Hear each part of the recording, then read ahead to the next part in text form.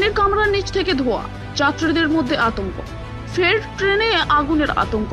আজ সকাল 6:50 নাগাদ খড়গপুর রাঁচি ফার্স্ট প্যাসেঞ্জার খড়গপুর দিক থেকে রাঁচি যাওয়ার পথে বাঁকুড়া স্টেশনে এসে থামতেই যাত্রীরা লক্ষ্য করেন ইঞ্জিন থেকে 4 নম্বর কামরার নিচ থেকে ধোঁয়া বের হচ্ছে।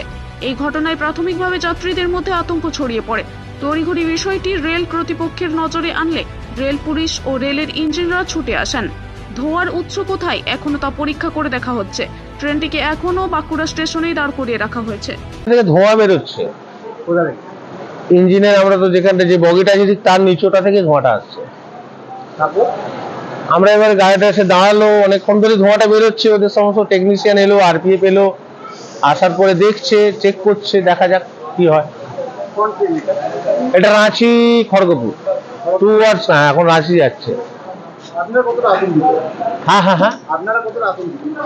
অবশ্যই ট্রেনে আগুন, ধোঁয়া বেরোচ্ছে মানে যেখানে ধোঁয়া আছে সেখানে আগুনও আছে, এটা কমন ব্যাপার। ট্রেন দাঁড়িয়ে আছে, দেখা যাক কি অবস্থা এখন থাকে। ভাস্কর সিদ্ধান্ত।